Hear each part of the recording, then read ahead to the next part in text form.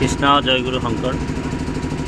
সমস্ত ভকত বৈষ্ণৱ শ্ৰী চৰণত ভক্তিপূৰ্ণ সেৱা জনাই আজি আমি উপবিষ্ট হৈছোঁ। আমাৰ আজি বিশেষ এটা কাৰ্যসূচী শ্ৰীমন্ত শংকৰদেৱ সংঘ যোৰহাট জিলা শাখাৰ আতিথ্যত আজি মহানায়ক মহাশিল্পী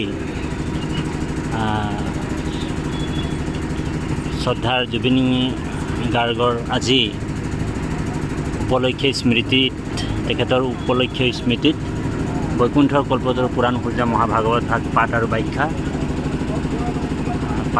পাঠ হ'ব, ভাগৱত পাঠ। আৰু লগতে এই আমাৰ ৰাইজ উপস্থিত হৈছে। তাৰপিছতে আমাৰ মুকলি সভা হ'ব, এটা আয়োজন হ'ব স্মৃতিৰ কাৰণে। শ্ৰীমন্ত শংকৰদেৱ সংঘৰ উপপদাধিকাৰ শ্ৰীযুত চন্দ্ৰ হাজৰিকা বাবু গোলাঘাট জিলাৰ আহিছে, উপস্থিত হৈছে। আমাৰ মাজত উপস্থিত আছে আমাৰ পাত্ৰ কৃষ্ণ কৃষ্ণ কৃষ্ণ। আমি একাধিকৰ্মে কথাবিলাক আপোনালোকৰ মাজত প্ৰকাশ কৰা হ'ব। জয় গুৰু শংকৰ। যথেষ্ট গৰম।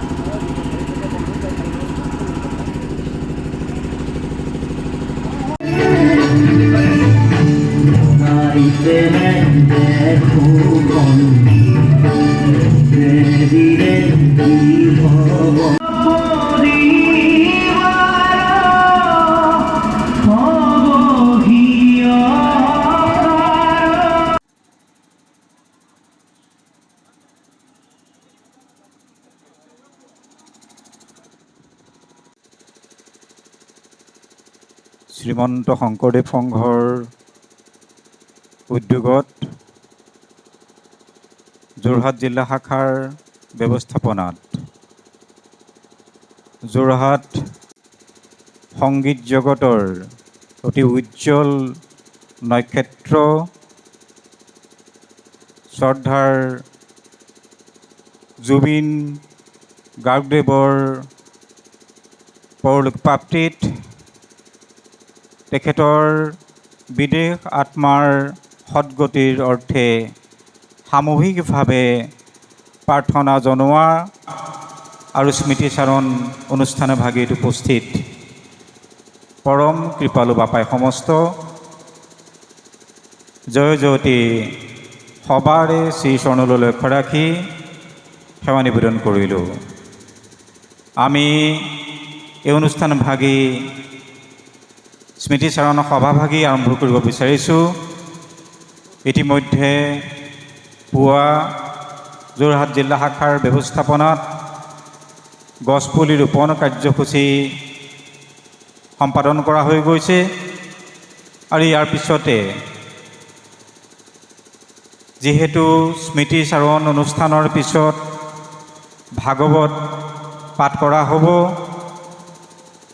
সেই অৰ্থে গুৰু আসন প্ৰতিষ্ঠাৰ কাৰ্যসূচী ভাগিও ইতিমধ্যে সম্পাদন কৰা হৈ গৈছে। শ্ৰীমন্ত শংকৰদেৱ সংঘৰ সন্মানীয় পদাধিকাৰ শ্ৰদ্ধাৰ শ্ৰীযুত ভৱেন্দ্ৰনাথ ডেকাবাপে এই অনুষ্ঠানটোলৈ বিশেষ অসুবিধাবশতঃ আহি উপস্থিত হ'ব নোৱাৰিলে। তেখেতে ইতিমধ্যে বাৰ্তা প্ৰেৰণ কৰিছে। শ্ৰীমন্ত শংকৰদেৱ সংঘৰ সন্মানীয় পদাধিকাৰ শ্ৰদ্ধাৰ শ্ৰীযুত চন্দ্ৰ হাজৰিকা বাব ইতিমধ্যে আমাৰ মাজত আহি উপস্থিত হৈছে, সভাস্থলীত প্ৰৱেশ কৰিছে। আমি মঞ্চলৈ শ্ৰীমন্ত শংকৰদেৱ সংঘৰ সন্মানীয় পদাধিকাৰ বাব আগুৱাই নিবৰ বাবে আহ্বান জনাইছোঁ। শ্ৰীমন্ত শংকৰদেৱ সংঘৰ সন্মানীয় পদাধিকাৰ চন্দ্ৰ হাজৰিকা বাবুক আমি মঞ্চলৈ আমন্ত্ৰণ জনাইছোঁ। শ্ৰীমন্ত শংকৰদেৱ সংঘৰ সন্মানীয় প্ৰধান সম্পাদক প্ৰকল্পৰ প্ৰতি সেৱা নিবেদন কৰিছোঁ।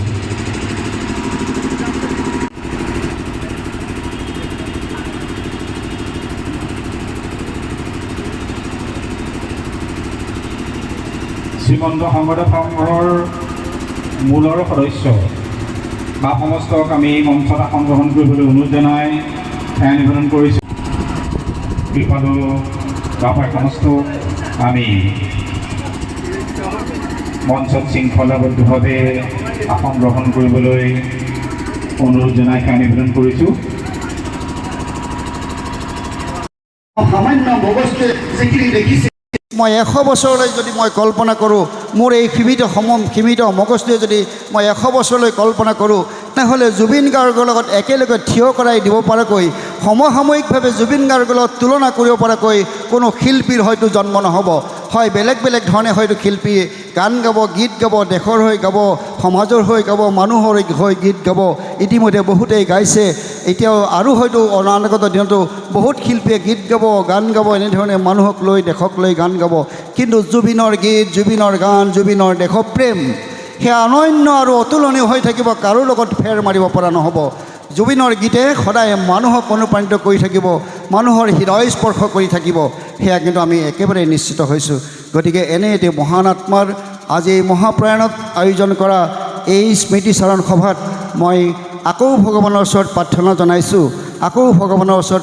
জনাইছোঁ, সেই মহান আত্মাই যেন সদায় বৈকুণ্ঠত স্থান পায়, সেই মহান আত্মাৰ যেন সদায় আমাৰ মাজতে থাকে, আমি যেন তেওঁৰ সেই হৃদয় নিগৰা যিবোৰ গীত, আমাক হৃদয় স্পৰ্শ কৰা গীত, সেই গীতবোৰে যেন আমাক সদায় অনুপ্ৰাণিত কৰি থাকক, আমি যেন আকৌ জুবিনক দেখি থাকিব পাৰোঁ।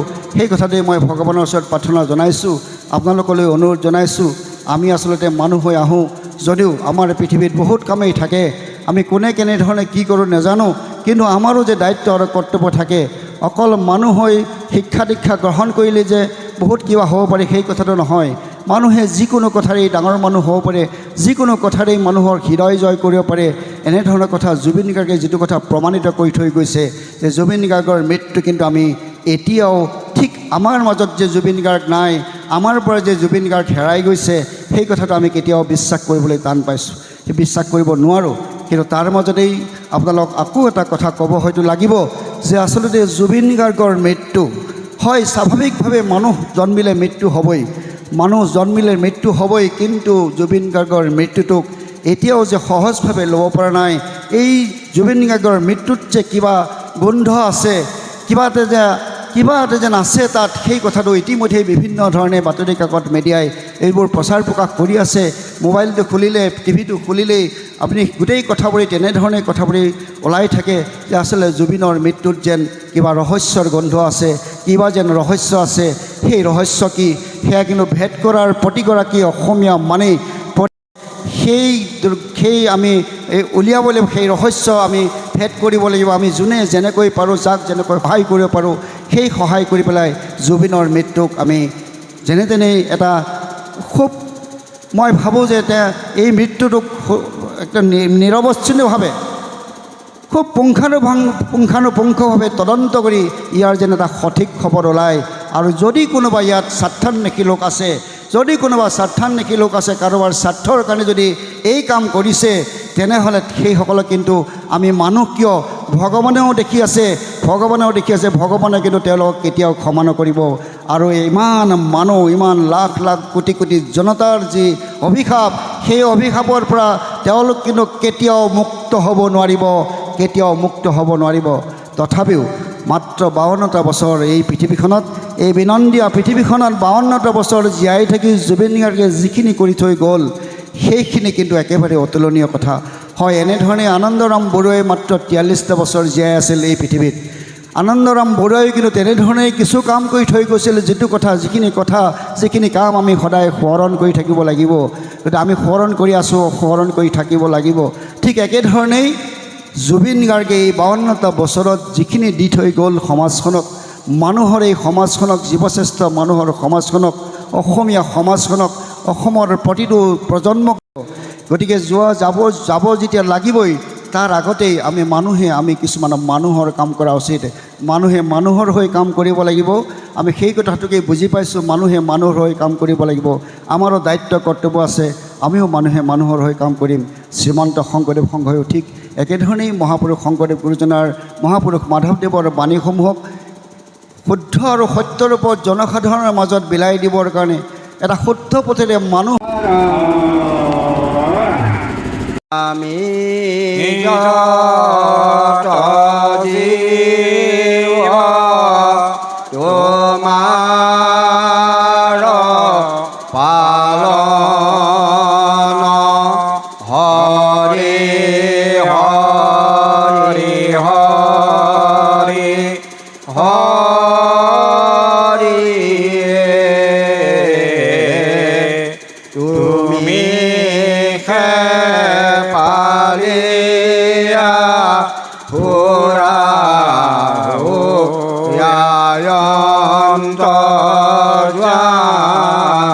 আমি আবেজে বেনিজ ভৃত পালা হৰি হৰি হৰি হৰি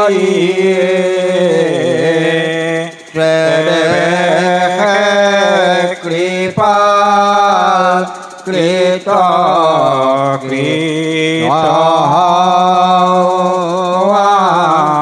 আমি ৰাম তেবে কৃপাল কৃত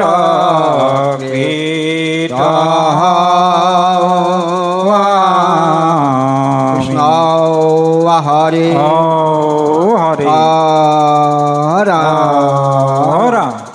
মই যিটো জুবিন গাৰ্গৰ জীৱন চৰিত্ৰটো যিটো সাধনা কৰি যিটো পাইছোঁ, বিচাৰ কৰি পাইছোঁ, তেওঁ এজন নেচাৰেল, ইংৰাজীত যাক নেচাৰেল মানুহ বুলি কোৱা হয়, প্ৰাকৃতিক মানুহ বুলি কোৱা হয়, ঠিক তেনেকুৱা চৰিত্ৰ আছিল। তেওঁ আৰ্টিফিচিয়েল বা কৃত্ৰিম নাছিল।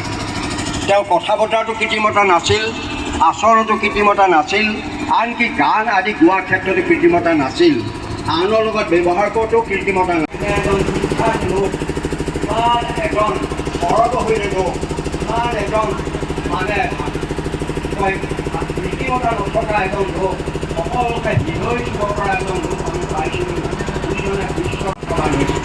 সঁচাকৈ আমি ধন্য মানে লাগি আমি আশা কৰিম তেওঁৰ পৰা এই জ্ঞানবিলাক আমি ল'ব লাগিব, যাতে যিকণ জীৱন পাওঁ, যিকণ সময় পাওঁ তাক সৎ প্ৰয়োগ কৰিব লাগিব। কালিলৈ পৰীক্ষা কৰিম বুলি একো কাম হ'ব নালাগে, কি কাম আজি কৰি গৈছোঁ কৰি যাব লাগে। মই 10 বছৰ বিয়াই দিব পাৰোঁ, 20 বছৰ দিব পাৰোঁ, সেইটো মোৰ কথা নহয়। কোনদিনা কৰিম ঠিক নাই, সেইকাৰণে সময় এই মহান ব্যক্তিজনৰ আমাৰ আদি শ্ৰীমন্ত শংকৰদেৱ সংঘই মায়া কণী জান আপোনাৰ মহিমা আপুনি বেকত কৰি অজীৱক কৰিব কৰি আমি জীৱক কৰিব কৰে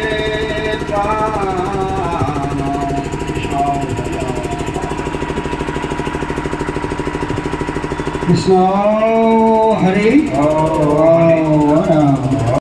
আপোনাৰ হ'ব সকলোৰে চৰণত সেৱা জনাই এটাই নীল আকাশৰ উদিত ভাস্কৰ তুমি সুৰলে ধোৱালা এই ধৰা নতুবা কিজানি হোৱা উত্তৰ।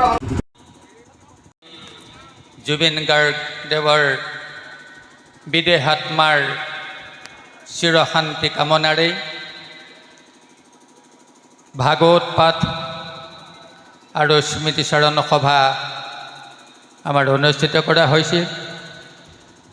ইতিমধ্যে স্মৃতিচাৰণ সভাৰ পৰিসমাপ্তিৰ লগে লগেই আমি ভাগৱত পাঠৰ আয়োজন কৰিছোঁ। এই ভাগৱত পাঠৰ জয় জয়তে মূল আসন গ্ৰহণ আমাৰ মাজত উপস্থিত আছে স্বনামধন্য শ্ৰীমন্ত শংকৰদেৱ সংঘৰ যোৰহাট জিলা শাখাৰ মাননীয় শৰণ সদস্য জিতেন্দ্ৰ নাথ দত্ত প্ৰভুজনাক আমি মূলৰ আসন অলংকৃত কৰিবৰ কাৰণে সেৱা নিবেদিছোঁ। তেখেতৰ কাষতে ভাগৱত পঠনৰ নিমিত্তে আমাৰ মাজত উপস্থিত আছে পৰম শ্ৰদ্ধাৰ বিষ্ণুজ্যোতি প্ৰাথমিক শাখাৰ একান্ত সংগী মাখন বৰা প্ৰভুজনাক আমি আসন অলংকৃত কৰি পাঠ যদুপতি তোমাৰ চৰণে মাগো অমূল্য ভকতি তোমাৰ চৰণ